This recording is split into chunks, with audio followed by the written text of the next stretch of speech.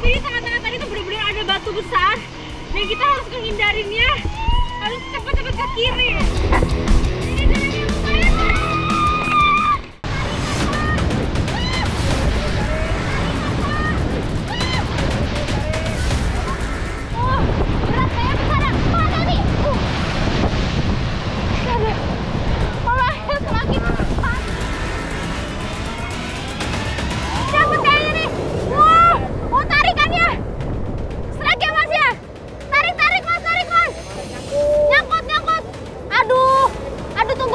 Tunggu ombak lagi.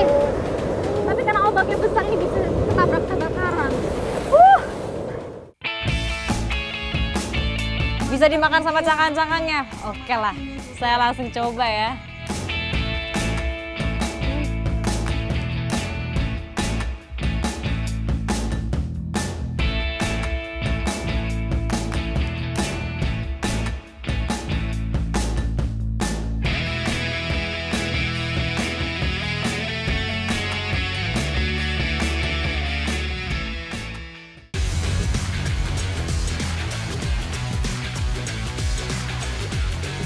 Petualangan kali ini saya mulai dari aliran Sungai Ciberem, tepatnya di Kabupaten Cilacap, Jawa Tengah.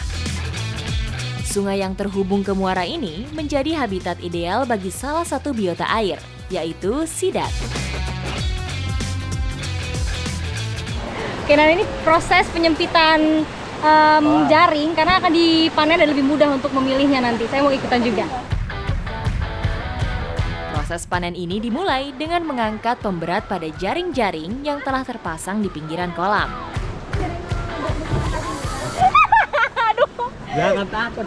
Iya Pak ya, sidatnya di bawah. Nggak takut Pak, tapi geli tiba-tiba tuh datang, kaget saya. Oke, ini di bawah-bawah sidatnya. Menggelitiki kaki saya. Oke, saya bantu Pak, nariknya ya. Aduh. Ya.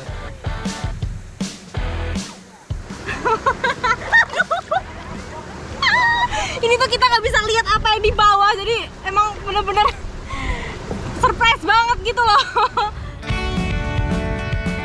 Bilah bambu panjang dipergunakan untuk mempersempit ruang gerak sidat yang terjaring. Ada siapa ya Pak ya? Segini belum banyak lumpur ya, kalau ada lumpur bisa lebih berat lagi, makanya nih kita nariknya bersamaan, ada yang mendorong juga dari bagian sana. Ketika jaring semakin menyempit, sidat pun dapat diambil menggunakan jaring tambahan. Di sini bisa berapa kintal Pak? Wow. Kayaknya ini 4 kintal. 4 kita, bayangkan kita mengarungi kolam sidat 4 kintal banyaknya. Ada yang 6 kintal. Banyak apa ini? Sidat yang telah terkumpul selanjutnya masuk ke dalam kolam penyortiran untuk dipilih sesuai ukuran. Emang gerakannya harus pelan-pelan ya, karena kita semakin gerak dia semakin agresif. Harus lemah lembut. Lembut emangnya, tapi susah dia karena licin sekali. Menangkap sidat dengan tangan kosong menjadi tantangan tersendiri bagi saya karena lendirnya yang sangat licin. Kita turunin ya. Dan emangnya sudah siap untuk dikonsumsi dan dijual itu sesuai dengan permintaan ya. Dan yang siap dikonsumsi kira-kira ukuran 150 gram ya Pak? Ya, 150 gram ke atas gitu. Jadi kita harus bisa-bisakan lagi. Nah yang masih kecil kita kembalikan lagi ke kolam agar kita tunggu sampai siap panen.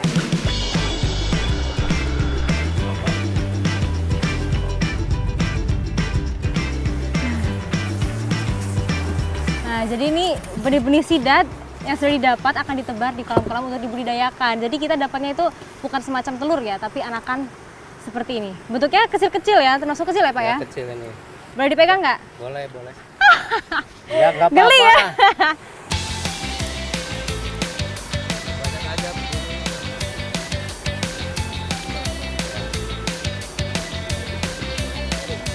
Oke deh Pak Armin nih siap masukin ke kolam ya. Proses pembudidayaan sidat diawali dengan penebaran bibit yang masih berusia 7 bulan. Jadi ini berapa lama lagi Pak? Kita tungguin sampai dia besar, siap dipanen. 6 bulan, 7 bulan lagi. 6 bulan sampai 7 bulan lagi, berarti umurnya sekitar 14 bulan lah baru bisa dipanen. Perawatan sidat terbilang cukup sederhana karena pemberian pakan hanya dilakukan sehari sekali. Nah, ini bulat-bulat ini Pak ya? Nah ini pakan sidatnya. Jadi pakan sidat ini mengandung protein yang tinggi karena sidat bentuknya lebih panjang daripada ikan kan. Jadi membutuhkan asupan yang lebih bagus juga. Terus kita bulat-bulatkan seperti ini fungsinya agar lebih mudah melemparkannya. Karena kita melemparkan harus di bagian keranjang ya. Ada keranjang untuk kotak di sana. Harus tepat di sana ya Pak. Iya. Kita coba melempar pakannya. Tuh, 2. Wah, tepat. Wah, nanti sidat-sidatnya akan berkumpul di sana, makannya rame-rame gitu. Beda ya, kalau ikan kan biasanya kita tebar, kalau ini enggak. Pemberian pakan juga sebagai salah satu bentuk monitoring kondisi sidat di dalam kolam. Sidat yang sehat akan langsung terlihat bergerombol menyerbu pakan yang diberikan. Budidaya sidat yang berdampingan dengan hutan bakau rawan akan predator alam. Salah satunya adalah biawak. Ya, biawak, ada biawak. Ada biawak. Di mana? Sana tuh. Ayo. Aduh! Papa hati-hati! Mas hati-hati Mas! Ya, Mas! Wah, ada biawak, langsung ketangkap sama Samir. Astaga. Ini ukurannya masuk nggak terlalu besar tapi nggak terlalu besar, bahaya tapi juga udah ya. Bahaya udah rusak segini. Meskipun kawasan budidaya telah dikelilingi jaring pukat, taring tajam biawak dapat mengoyak jaring dengan mudah. Jadi biawak ini sebenarnya nggak langsung menyerang makan sidat-sidatnya, tapi dia tertarik karena mencium sidat yang sudah mati ya Pak ya. Iya, bau itu, Nah, makanya itu yang bau. makanya dia membau bangkai dari sidat, terus merusak jaring-jaringnya sehingga bisa menjadi gagal panen. Oke Mas, amanin aja ya Mas. Ya udah, ya amanin. Yuk. Capek juga ternyata ngejar-ngejar biawak. Dan dengar-dengar di sini tuh sidat kalau diolah rasanya bisa enak banget. Wah, saya jadi penasaran. Ikuti jejak saya, jejak petualang.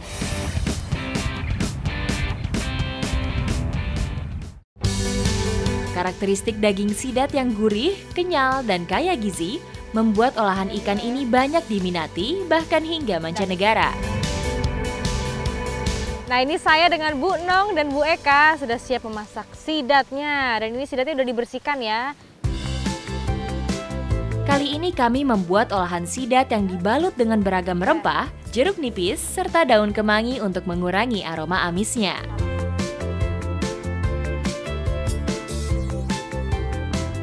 Aduh, harumnya ini wangi banget ya Bu. Oke lah, saya udah gak sabar nyobain. Ayo Bu, kita makan. Enak. Ada lah sama cabenya. Mantep banget. Dagingnya gurih.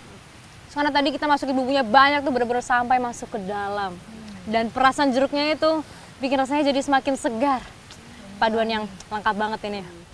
Panas loh, panas. Sidat memiliki kandungan protein yang lebih tinggi dibandingkan ikan salmon, sehingga sangat bisa dikonsumsi oleh semua kalangan. Dan gak heran ya kenapa harganya relatif mahal. Karena untuk membudidayakannya itu kita mengambil benih langsung dari alam. Dan proses sampai pasca panen benar-benar membutuhkan waktu yang cukup lama. Ikuti jejak saya, jejak petualang.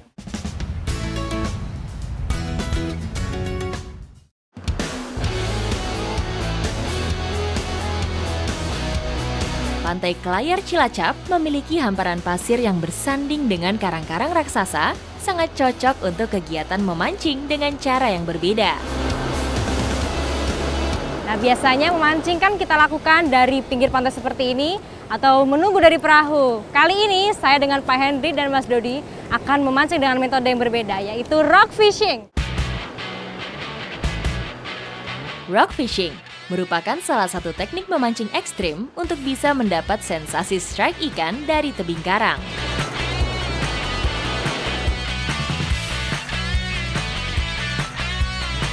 Nah, jadi kenapa dinamakan rock fishing? Karena kita mancingnya dari atas karang seperti ini. Saat air laut sedang surut, ini kita bisa jadi tempat yang terbaik lah untuk mencari ikan-ikan karang. Tapi harus berhati-hati karena ini licin sekali.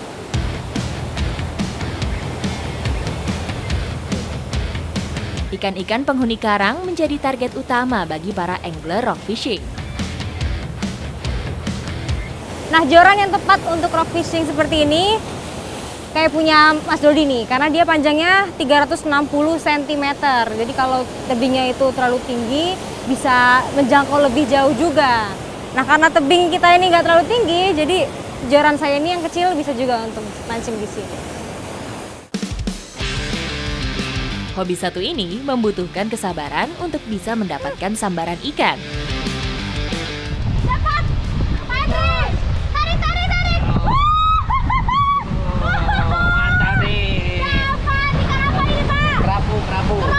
Wah, besar sekali.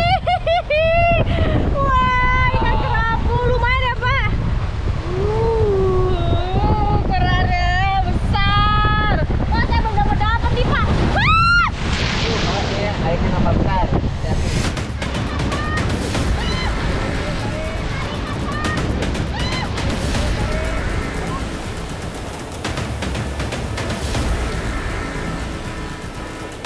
Dewi Fortuna sedang berpihak ke arah kami.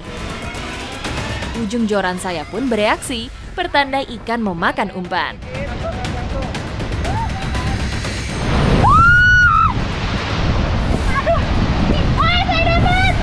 Angkat aja dulu, angkat. Ini saya daun, ini berat sekali. Tolong, Pak. Oh, berat saya besar ya. Pak, hati-hati. Malah semakin besar. Tangkapan saya ini. Ini sama ya kayak Pak Hendri ya? Oh, kerapu juga. Rock fishing kali ini juga menguji mental. Berulang kali saya terkena hantaman ombak di pinggiran karang.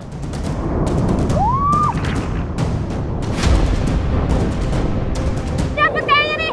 Wah, mau tarikannya. Strike ya, Mas ya? Tarik, Mas, Mas. Nyangkut. Aduh, tunggu ombak lagi. Emang harus hati-hati ya, tadi Mas Dodi tuh sempat kesangkut juga, Kak, senarnya. Jadi nggak cuma soal pancingnya besar atau kecil, panjang atau kecil, tapi karena ombaknya besar ini bisa ketabrak sandal karang. Luar biasa. Aduh. Rock fishing ini sangat mengandalkan kondisi alam, khususnya kondisi arus air.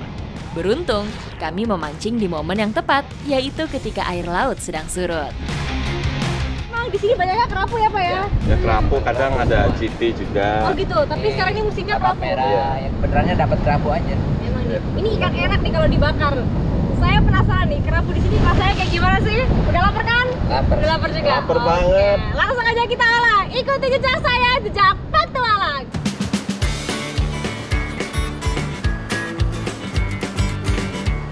Ikan hasil rock fishing kali ini akan segera kami olah segar-segar. Ini dia kerapunya sudah siap kita bakar. Ini sudah dibersihkan dan ditusuk memakai bambu agar mudah saat pembakaran. Api sudah siap, Pak Hendrik. Oke, saya bantuin Mas Dodi dulu membuat bumbu. Tak perlu bermacam-macam bumbu, ikan segar ini cukup kami lumuri dengan bawang putih, garam, dan perasan jeruk nipis. Oles, Mas. Oles ke. Aduh, ini setengah matang aja udah harumnya menggoda sekali. Tapi dengar-dengar di sini punya sambal yang khusus ya. Iya, Sambal apa tuh, Mas? sambal krosak. Sambal krosak. Wah, saya bikin ya, Mas, sambalnya. Oke, siap. Pasti lebih enak lagi nih rasanya. Oke lah. Sambal krosak merupakan sebutan untuk sambal bawang bagi masyarakat Cilacap. Sederhana, namun cukup menggoda perut saya yang sudah mulai keroncongan.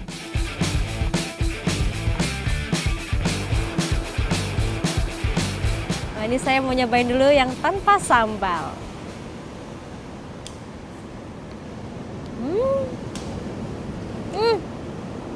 Pak, enak. Enak. Ini bumbunya cuma bawang putih sama garam, tapi enak sekali. Ikan segar bersanding dengan sambal khas Cilacap menjadi perpaduan yang menggugah selera.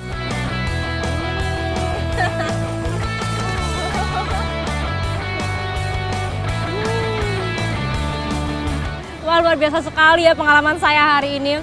Ternyata memancing itu bukan soal melatih kesabaran aja, tapi saya hari ini mencoba langsung rock fishing yang lumayan ekstrim. Kita harus berpacu dengan deburan ombak di atas karang dan luar biasa sekali ya. Dapat hasil yang banyak dan sedang dibakar, rasanya luar biasa enak. Ikuti jejak saya, jejak petualang.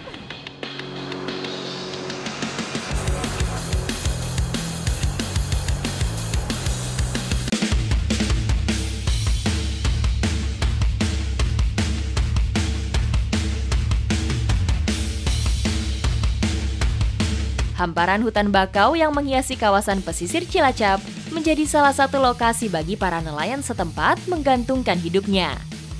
Rawa-rawa berair payau yang berlumpur dan dipenuhi pohon-pohon bakau menjadi habitat yang tepat bagi kepiting bakau.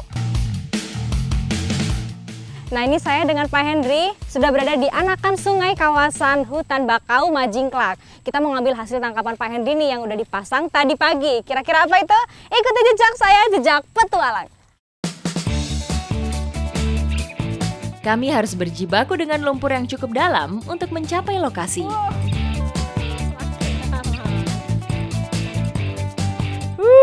Besar ya Pak, lumayan sama anakannya. Iya, ini perangkapnya di sini namanya apa? Bubu. Bubu kepiting. Nah, jadi bubu kepiting ini sudah dipasang Pak Hendri tadi pagi waktu air menjelang pasang. Nah, sekarang airnya sudah mulai surut, tandanya kita bisa ambil bubunya dan ternyata dapat juga. Besar ya Pak. Saya juga harus ekstra hati-hati karena beberapa jenis pohon mangrove memiliki duri yang tajam. Ini apa duri apanya Pak? Bakaunya? Baru tahu saya rumput bakau kayak gini nih. Lihat, ini duri semua. Jadi selain kita harus berkutat dengan lumpur, kita harus melewati ini. Rumput-rumput bakau yang tajam. Luar biasa perjuangan Pak Hendri. Mana Pak? Dapatkah? Proses memang tidak pernah mengkhianati hasil. Beberapa kepiting berhasil masuk jebakan bubu yang sudah terpasang. Wah, besar sekali. Dia besar dan lincah. Dan warnanya kemerahan ya Pak ya? Apa karena dia besar? Kepiting Batak ini namanya. Kepiting Batak. Ini kepiting Batak. Rata-rata, kepiting bakau yang diperoleh langsung dari alam memiliki bobot antara 200 sampai 500 gram. Wah, dia tersangkut nih, tersangkut. Sangkut. Wah, Pak! Pak jatuh! Aduh dia. Cengkeramannya ini udah mulai siap. Pak, gimana nih? Ih, dipegang lama. Mau dibantu nggak? Pak Hendri, Boleh. gimana? Ininya? Ininya. Aduh Pak, saya takut sumpah. Aduh Pak, ini gimana? Apa ini capitnya nih udah siap mencengkram? Oke Pak. Wah, berhasil juga pegang. Ini dia, serem banget. Capitnya tuh dia udah siap mencengkram. Jadi memang harus hati-hati. Kita megangnya harus bagian belakang. Capit paling belakang ya, kaki paling belakang. Di sini, kunciannya di sini.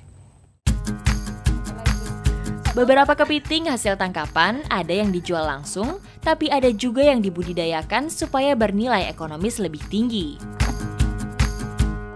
Nah, jadi di pesisir pantai Majingklak ini masih banyak sekali masyarakat yang mata pencahariannya itu mencari kepiting bakau. Tapi ada juga loh masyarakat lain yang menjadikan kepiting bakau ini sebagai budidaya.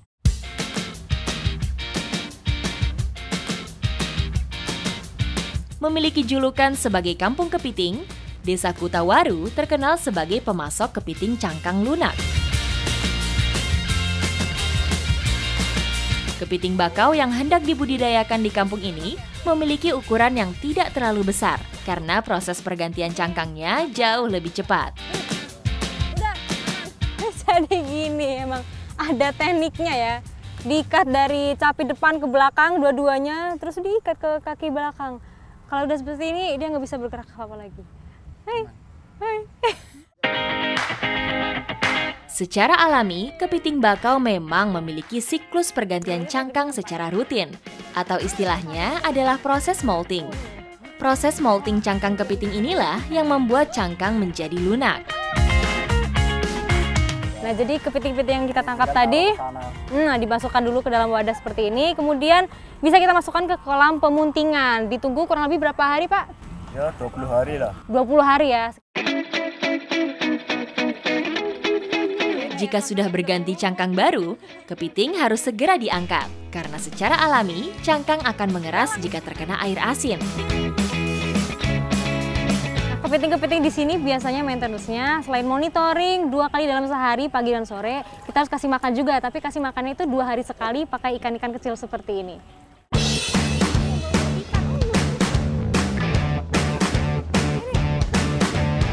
Aduh, ini lunak banget. Beneran namanya juga kepiting cangkang lunak. Itu tadi saya kira ada 2 kepiting, ternyata ini tuh cangkangnya sudah berganti menjadi cangkang lunak. Tidak hanya cangkangnya saja yang lembut, capitnya pun tidak keras sama sekali, sehingga saya tidak perlu takut terkena capitan kepiting. Katanya kepiting cangkang lunak ini kalau diolah rasanya enak sekali. Kalau udah di kampung kepiting, pasti saya harus cobain juga. Ikuti jejak saya, jejak petualang. Mengolah kepiting cangkang lunak terbilang lebih mudah dibanding mengolah kepiting bakau biasa, karena tidak perlu usaha ekstra untuk memecah cangkangnya. Nah, ini dia kepiting cangkang lunak yang sudah dipotong-potong dan dibersihkan. Mau kita masak jadi kepiting cangkang lunak sambal goreng. Jadi ini harus digoreng dulu supaya kadar airnya berkurang.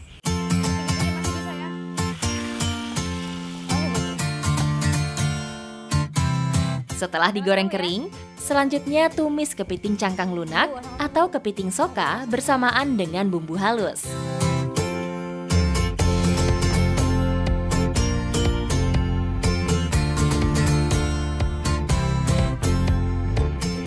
Bu, harumnya luar biasa nih, bikin lapar. Ya, coba Bu. Ayo Bu. Bu Mar, ayo. Ambil. Bisa dimakan sama cangkang-cangkangnya loh. Bisa dimakan sama cangkang-cangkangnya. Oke lah, saya langsung coba ya. Enak kan, Mbak? Empuk banget. Cangkangnya empuk banget. Daging kepiting sendiri mengandung banyak vitamin dan omega 3 yang bagus bagi tubuh.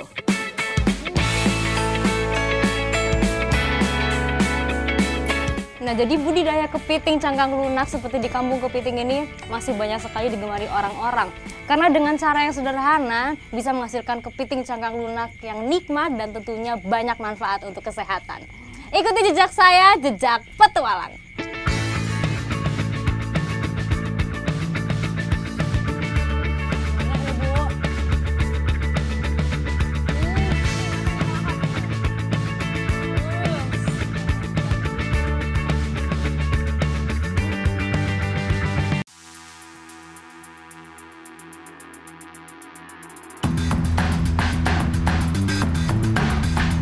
Terletak di ujung timur Provinsi Jawa Barat, Bentang Alam Pangandaran selalu memberi kesan mendalam untuk cerita petualangan.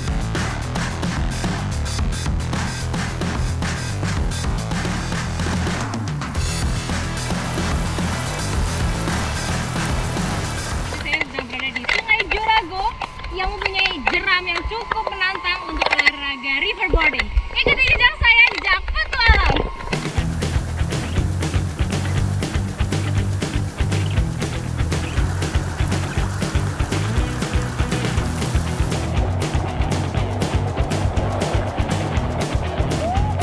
Lazim disebut selancar sungai, olahraga air ini memang tak berbeda jauh dengan surfing yang sudah lama saya geluti.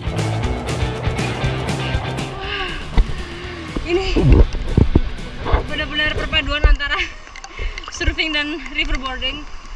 Karena sebenarnya basicnya di surfing kita harus menyeimbangkan badan di papan.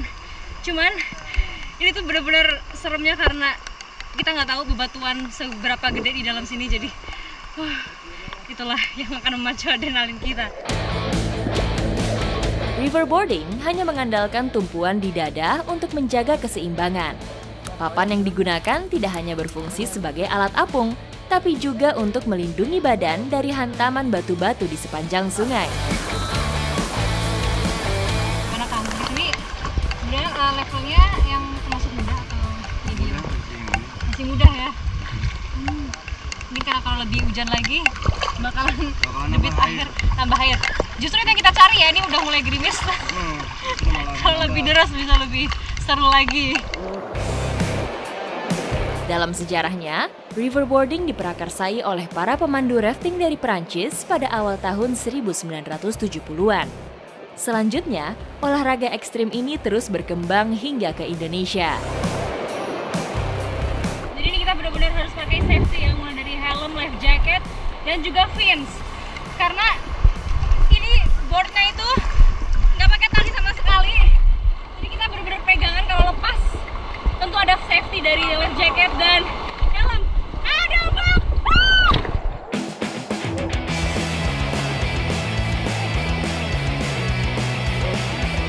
Ini kita mau melewati jeram yang bisa dibilang yang paling ekstrim.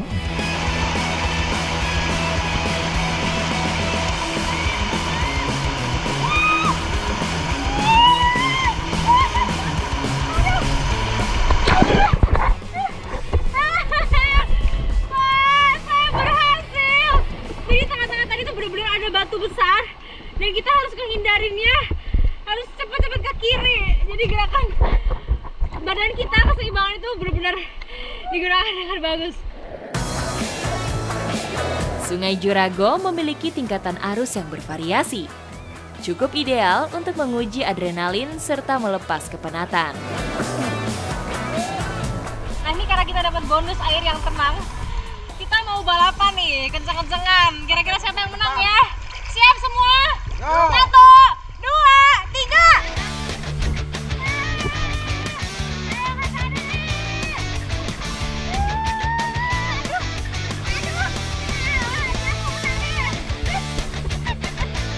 Wah, aku menang! Yeah! Menang nih! Di beberapa titik, kami pun disambut arus yang cukup memacu adrenalin.